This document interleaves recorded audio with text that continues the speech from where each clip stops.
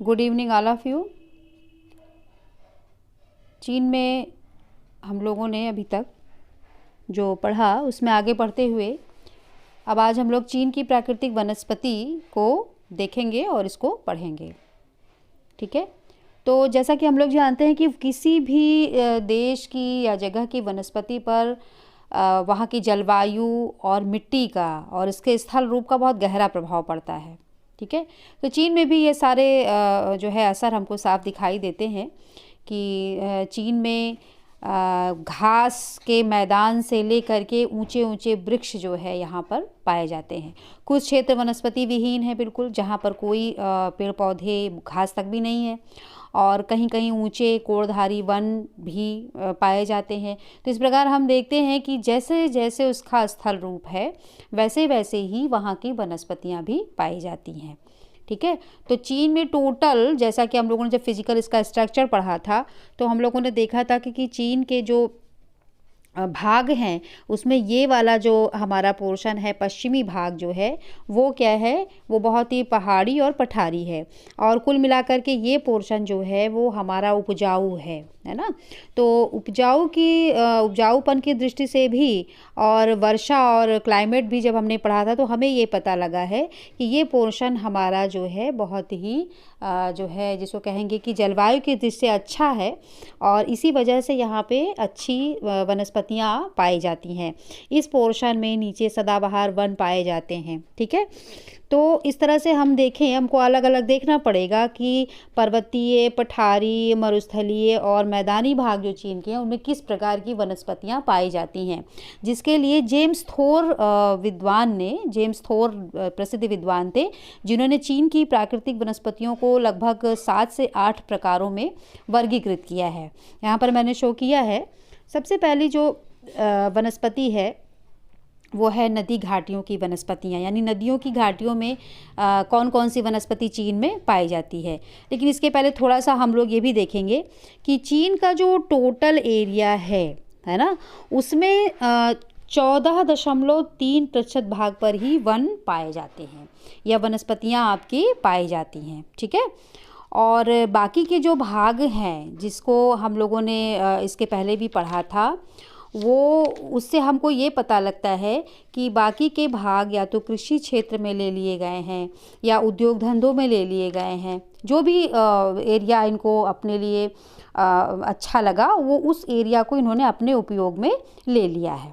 ठीक है ना, तो इस तरह से अगर हम देखें तो इन्होंने अपनी जनसंख्या, जैसे चीन में हम जानते हैं जनसंख्या बहुत अधिक है, जिसके लिए जो है इन्होंने आवास बनाने के लिए और वनों को काटकर जो है खेतों में बदल दिया है। ठीक है, इस तरह से बहुत कम जंगल चीन में रह गए हैं। ठीक है ना, सर्वाधिक जो वन या वनस्पतियाँ बची हुई हैं चीन में वो सिचुआन में, हुनान में और हेलुंगकियांग में। ये 3 जो है यहाँ के क्षेत्र ऐसे हैं जहाँ पर कुछ वनस्पतियाँ अभी अच्छी उसमें बची रह गई हैं। तो बाकी बहुत से रीज़न्स भी हैं जिसकी वजह से यहाँ पे वनस्पतियों का ह्रास हुआ है। तो मेन जो फैक्टर है वो यही है कि जनसंख्या की बढ़ती जो है वो वृद्धि, बहुत अधिक वृद्धि जनसंख्या की, और उसके साथ साथ जो है कृषि पर बहुत दबाव है ना, और उद्योग धंधों की वृद्धि जो है वो चीन में वनों के ह्रास का प्रमुख कारण है। तो हम लोग सबसे पहले देख लेते हैं कि चीन में जो प्रकार हैं या किन किन क्षेत्रों में कैसी कैसी वनस्पतियां मिलती हैं, इसको देखने के लिए हम लोग 1 बाय 1 थोड़ा थोड़ा सा इस पर अध्ययन करेंगे। जैसे पहला हमने बताया यहाँ पे कि नदी घाटियों की वनस्पतियाँ। तो नदी घाटियों की वनस्पतियाँ चीन में जो मुख्य नदियाँ हैं आपकी, यहाँ से आपकी यांगत्से कियांग, वांगहो नदी, इन नदियों की घाटियों के आसपास ठीक है कुछ वन पाए जाते हैं। लेकिन चीन में अधिकांश नदियों में बाढ़ आती है, जिसके कारण यहाँ की ऊपरी सतह की मिट्टी जो है वो अपरदित हो जाती है, कट जाती है, जिसके कारण यहाँ जो वनस्पतियाँ हैं भी उनकी जड़ें उखड़ जाती हैं। तो इस तरह से यहाँ की प्राकृतिक वनस्पति का जो विकास है वो जो है वो रुक जाता है। तो चीन में जो नदियों की घाटियों के पास जो वनस्पतियाँ पाई जाती हैं वो मुख्य रूप से, उनके नाम मैंने यहाँ पे शो किए हैं, चीड़, पापलर, बोइलो और झील, जो चीन में कुछ झीलें हैं उसके आसपास अबरोड्स के वृक्ष पाए जाते हैं। तो ये 4 जो प्रकार हैं, चीड़, पॉपुलर, बोइलो और अबरोड्स, वो आपके इस एरिया में यानी आपकी यांगत्से कियांग और वांगो नदी जो आपकी यहाँ पे है उसके आसपास ये इस प्रकार के वृक्ष पाए जाते हैं। ठीक है, तो फिर उसके बाद दूसरा है मरुक्षेत्र की वनस्पति। तो मरुक्षेत्र, पहले तो हम जानें कि मरुक्षेत्र चीन में है क्या। तो मरुक्षेत्र जो हमारा चीन में है वो पहला तो हम मानते हैं गोबी, ये जो एरिया है वो गोबी है ना। और आर्डोस मरुभूमि में भी तमाम जो है ऐसी वनस्पतियां हैं जो बहुत, जिसको कहते हैं कि कटीली झाड़, झंखाड़, झाड़ियाँ, वो इन सब एरिया में पाई जाती हैं। ठीक है, और इसके अलावा तकला मकान जो यहाँ पे डिज़र्ट है, तकला मकान, वहाँ पर भी इस तरह की जो सूखी घास और कटीली झाड़, झंखाड़, झाड़ियाँ है ना, छोटी छोटी घासें उत्पन्न हो जाती हैं। और जैसे ही जो है शुष्क ऋतु आने के पहले ही ये सब सूख जाती हैं। तो इस एरिया में और इस एरिया में मरु क्षेत्र की वनस्पतियां पाई जाती हैं, मतलब सूखी घास और कटीली झाड़, झंखाड़ जैसे नागफनी है आपकी, ये सब इस एरिया में पाई जाती है। ठीक है, तो ये 2 वनस्पतियां। उसके बाद तीसरी आपकी आती है स्टेपी क्षेत्र की वनस्पति। तीसरी आपकी आती है स्टेपी क्षेत्र की वनस्पति। अब स्टेपी क्षेत्र की वनस्पतियां जो है वहाँ भी जो है एक ऐसी वनस्पति है जो कि एक घासनुमा एक वनस्पति है जिसकी ऊंचाई 3 मीटर के आसपास होती है। और ये आंतरिक मंगोलिया और तिब्बत के पर्वतीय प्रदेश, यानी आपके ये जो मंगोलिया का क्षेत्र है यहाँ पर और तिब्बत के कुछ एरियाज़ में ये वनस्पति आपकी पाई जाती है, स्टेपी क्षेत्र है ना। यानी एक प्रकार की ऐसी घास जो 3 मीटर तक ऊंची होती है और जो है वो कुछ ही समय बाद वो सूख जाती है, 3-4 महीने में ही वो सूख जाती है। ठीक है, और इसमें जो है इस एरिया में कुछ ऐसी भूमि भी पाई जाती है जो बहुत ही क्षारीय और नमकीन होती है, बहुत ही क्षारीय और नमकीन होती है, जिसमें हेलोकाइट नाम के पौधे आपके बहुत होते हैं। ठीक है, हेलोकाइट नाम के पौधे इस एरिया में जो बहुत ही क्षारीय और नमकीन ज़मीन होती है उस एरिया में हेलोकाइट नाम के पौधों की भी प्रधानता रहती है। ठीक है, तो स्टेपी क्षेत्र में आपका यही आ जाएगा, मंगोलिया और आपका तिब्बत का पठारी क्षेत्र, इसके अलावा सिनकियांग, ये सब भी प्रदेश आपके इसमें आ जाएंगे जहाँ पर स्टेपी क्षेत्र की सूखी वनस्पति पाई जाती है। ठीक है, इसके बाद आपका आता है पठारी क्षेत्रों के वनस्पति। पठारी क्षेत्रों की वनस्पति, अब पठार हमें देखने होंगे कि चीन में हमारे पठारी क्षेत्र कौन कौन से हैं।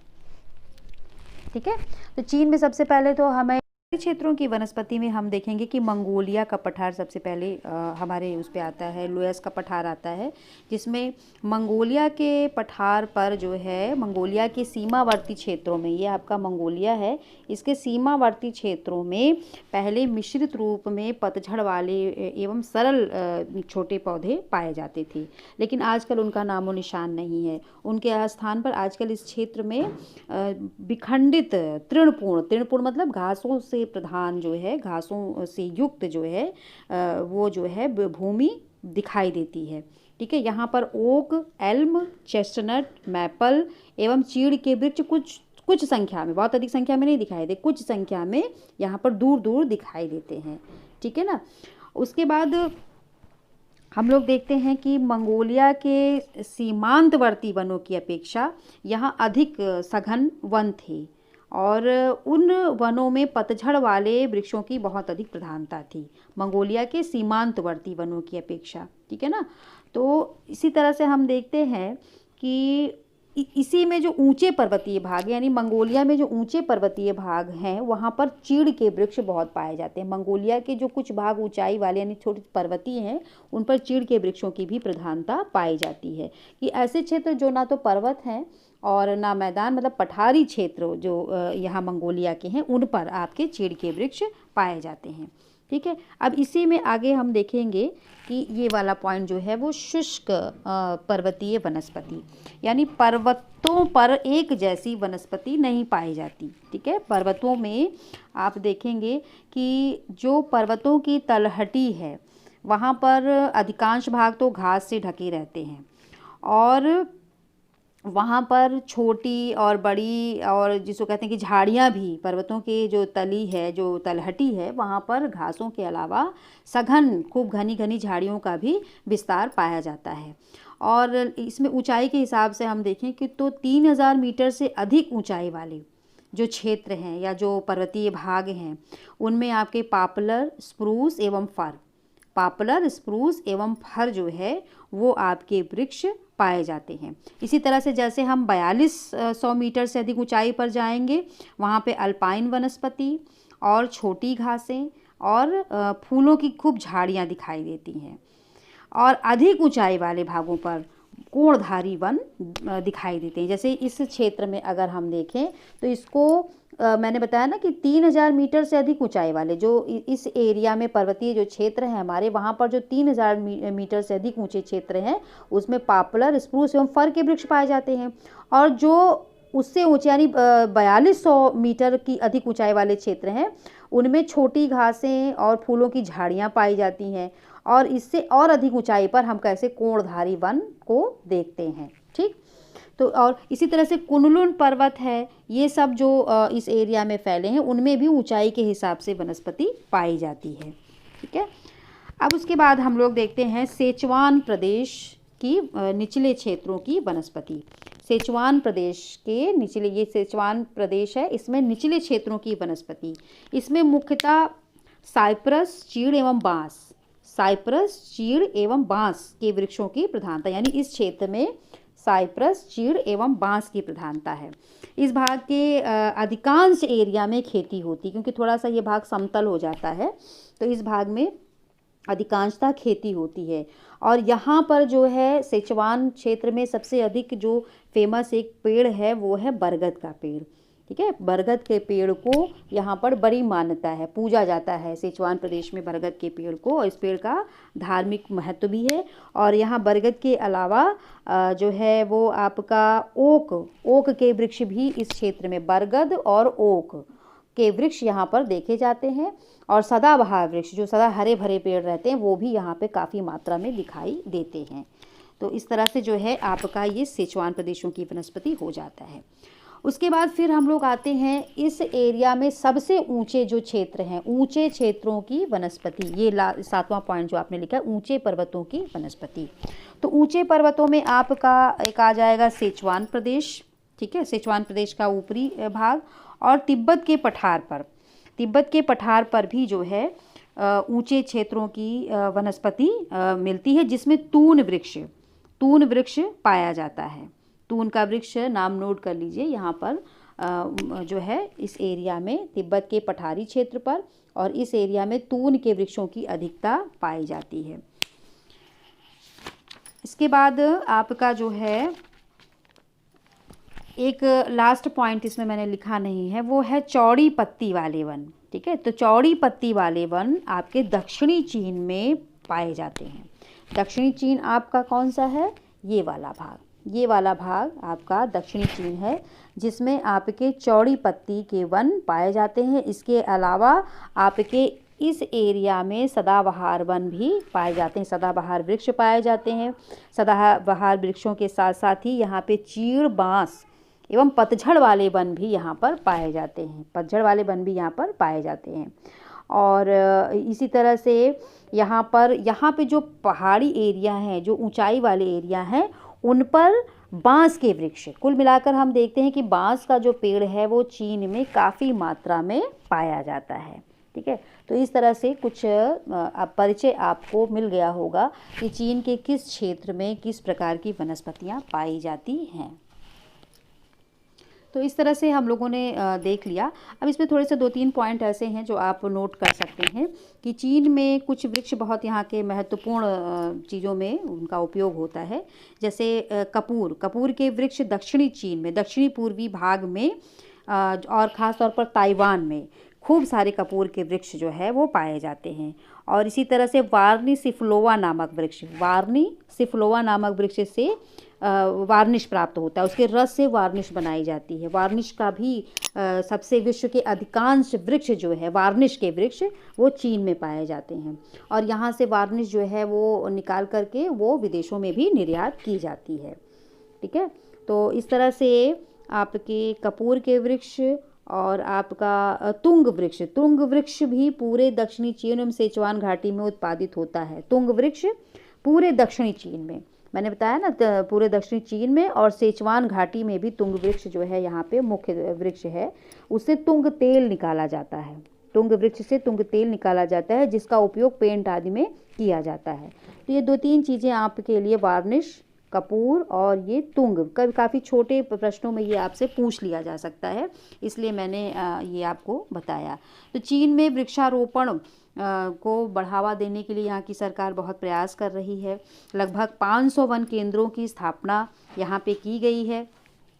और चीन की जो दीवार है, महान दीवार, उसके समानांतर बिल्कुल पैरेलल एक पूरी वन पेटी स्थापित की जा रही है, जिससे उधर का जो ये एरिया है ना, चीन की दीवार इस तरह से आपकी इस तरह से है, ये इसके पैरेलल जो है बिल्कुल वन पेड़ लगाए जा रहे हैं बहुत बड़ी मात्रा में, जिसकी वजह से ये जो है मरुस्थलीय, ये जो गोबी का मरुस्थल है, इससे ये जो है इस को रोका जा सके, ये वृक्ष उसको उड़ने वाली उस बालू को रोक सकें, जिसकी वजह से ये क्षेत्र जो है जो प्रभावित होता है, खेती प्रभावित होती है, नदियों में तमाम आकर के बालू वगैरह जमा हो जाती है, वो ये जो है उसको रोक सकें।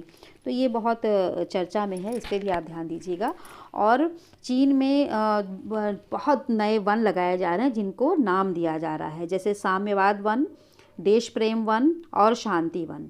तो नाम देकर के सरकार उसको जो है अपने उसमें संरक्षण में उनको बढ़ा रही है, जिससे चीन में जो है वनों का खूब विस्तार हो जाए और ग्रीनरी यहाँ की विकसित हो जाए।